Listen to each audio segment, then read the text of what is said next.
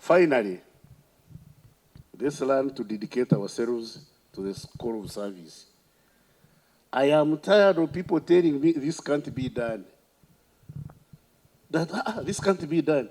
This is. If it can't be done, why don't you ask other people how did they do it? If you think it can't be done, you resign. I say, yeah, let's do this. Don't tell me this can't be done unless you tell me why it can't be done. Do you think this is possible? What's the problem? Tell me it's impossible because of A, B, C, D, X, Y, Z. Then we work on how to solve those problems. If they are difficult, then we call on different wisdom. Because progress is human endeavor. If you told my great-grandfather about artificial intelligence, he would think you run out of your mind. That at a certain time in history, there would be machines that think better than human beings. My great-grandmother would think you are just overdue for Utabeka. So don't tell me it can't be done. Tell me what is the problem, what you see as the impediments to making achievement. Achievement is human endeavor. It's not sitting back and then say, oh, no.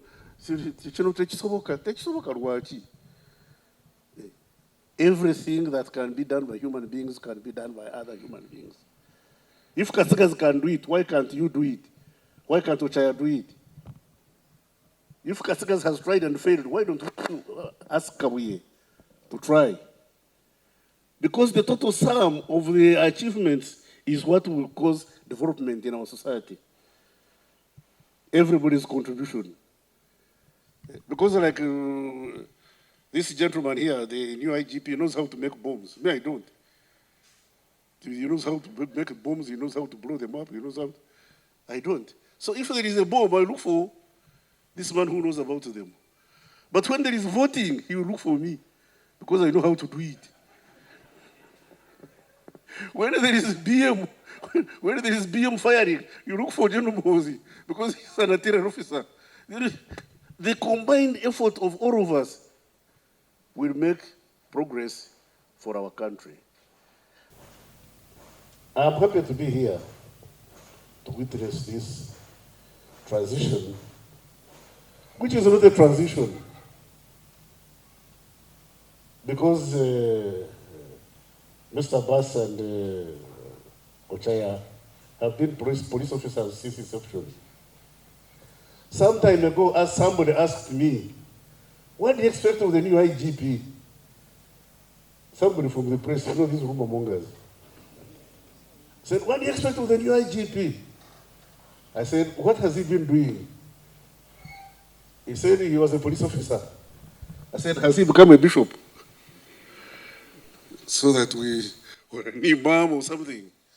Says he's a police officer. He's going to go on policing at a higher level. I said, what do you expect him? Will he be able to control the police? I said, the IGP is primus inter pares. Primus inter pares in Latin means first among equals. And it should not get into your head, Abbas, that you are senior to these people. They are potential IGPs, save that their turn has not arrived. Treat them as equals, and you respect him as your team leader. No PhDs. PhD, you know what I mean? I don't mean doctor of philosophy. I mean put him down. No, put him down.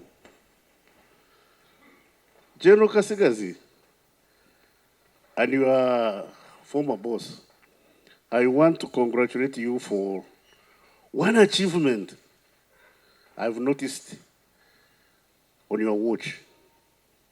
The ending of the culture of Tonton Makutu in the police force. The police was getting out of hand. You see police officers behaving like They were from Mars. They were behaving like a, Tonton Makut, these ones of Haiti. They were deployed by the former president. They used to call him Papa Doc. Papa Doc. Yeah. You were police officers. You were Uganda's police. You were law enforcement officers. Those who force us to follow the law cannot be lawbreakers. You may not like the law, but enforce it as it is. And then advise those of us who make law to make adjustments. Because nothing in nature, you see, in nature you never see sharp edges. There are no sharp edges in nature. There is nothing perfect in nature. The edges are round. If the law is inadequate, quietly advise us, we shall go to Parliament and fine-tune that law. But don't break the law. Don't break the law. So, Bwana Byakagaba, I know you. I've been working with you. You've been a counter-terrorism officer. Now, you people who have never worked in counter-terrorism, that's one place where you are deployed and you develop high blood pressure. Because with counter-terrorism, there is no warning. That's one area you are handling without warning. Anything can happen anytime. So it's making split-second decisions. Make the wrong decision, you've missed the train. Make the right decision, you've caught the worm. Yeah. It's just making correct, timely decisions. Now you are used to counter-terrorism. You remember when you people were supposed to retire the other time? We in the police authority said, this one, let him hang around. Because we don't seem to have somebody else with blood pressure that will match Byakagaba's. Everybody else who is put there just gets blown up before time. So we said this one seems to be made of stand staff. Let's keep it for an extra 2 years. Well, within these 2 years, you can see. I want to congratulate you for that foresight, you in the police authority, for seeing the potential in this gentleman.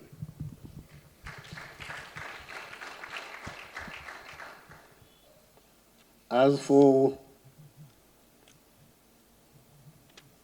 welfare, you know my heart and mind, my colleague and I, our heart and mind is in ensuring that you get decent police accommodation.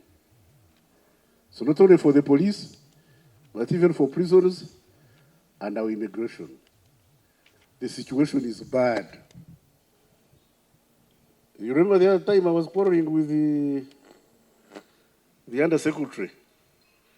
But poor fellow, I was blaming for nothing because the thing is much bigger than the undersecretary. You know, the undersecretary is undersecretary, the man is under there. Yeah. He's fidgeting, he's just... But undersecretary, you didn't budget for money for cleaning cameras. I'm told you didn't budget. I don't know whether you forgot. You know, Masoga are very known for not forgetting. I don't know where this Masoga came from. Masoga are not generally known for forgetting. I don't know where this one came from. Yeah. You didn't get us money for cleaning the cameras. And the cameras are what we call force multiplier. The cameras help the CID, where we would have to deploy 10 men, one camera will do the job. So, Bwana Undersecretary, money for the cameras. Yeah. Now, for the police housing, there was this gentleman, Engineer Sewanyana. Where is he? Engineer Sewanyana. Now He's not yet deployed. Don't deploy him. Second him to the permanent secretary. Let him work with General Goa to ensure, because General Goa is busy with immigration. Now, Sewanyana is commissioner, senior commissioner. Senior commissioner Sewanyana should be seconded to the permanent secretary to ensure that we get this project off ground and starting and running. Sewanyana, wherever he is, where is he? Sewanyana, he's not here. Tell him that if he fails, this time I'll hang him upside down.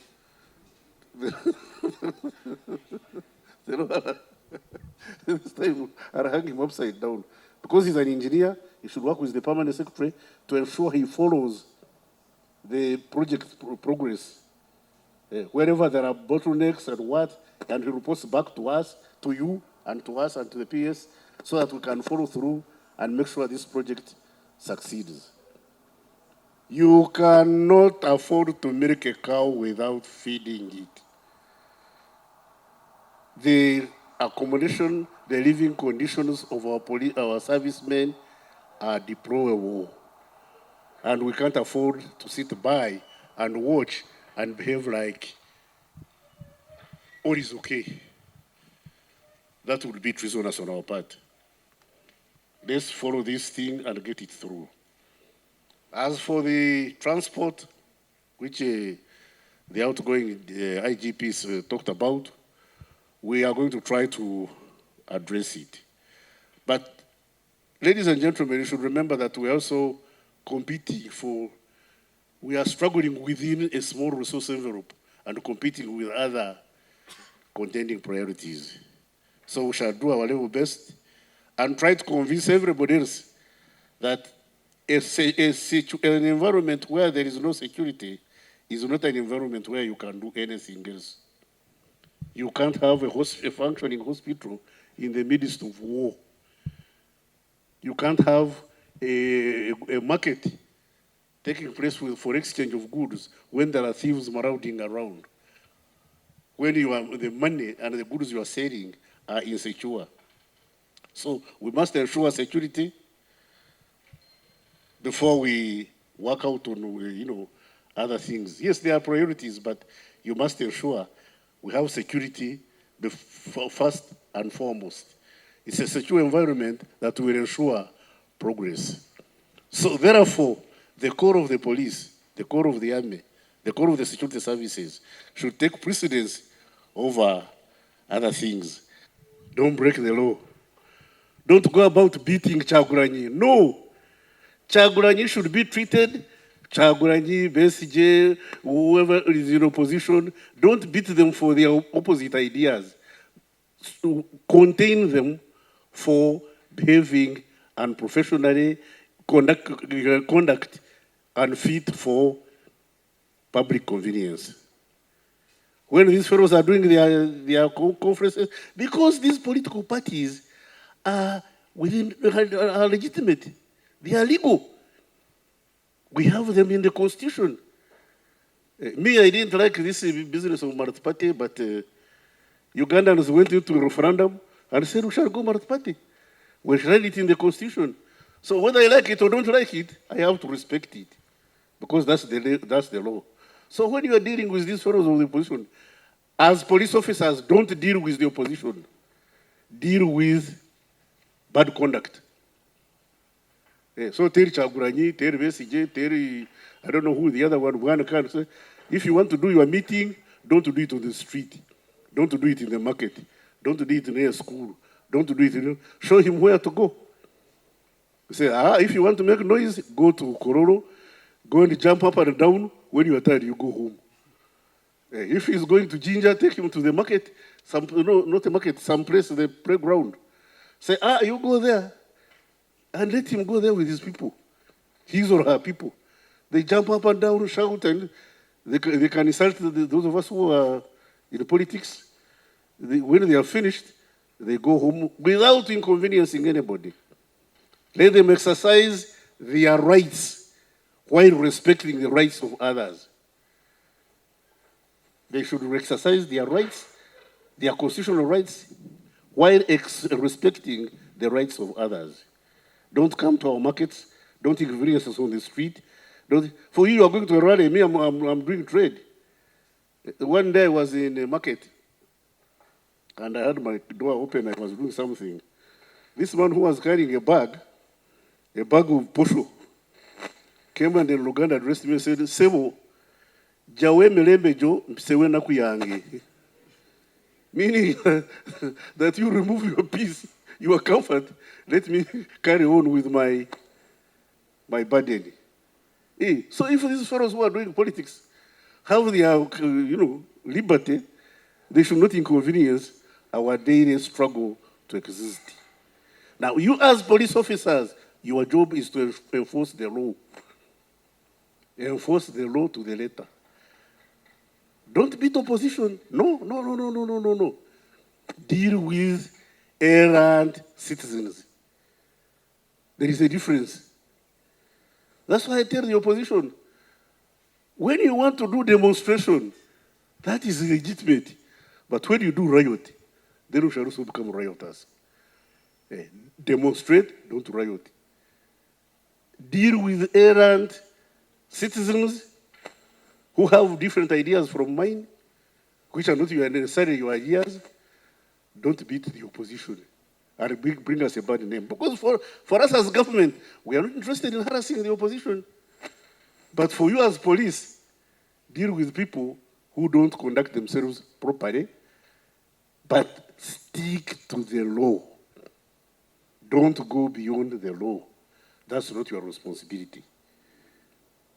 That is finished.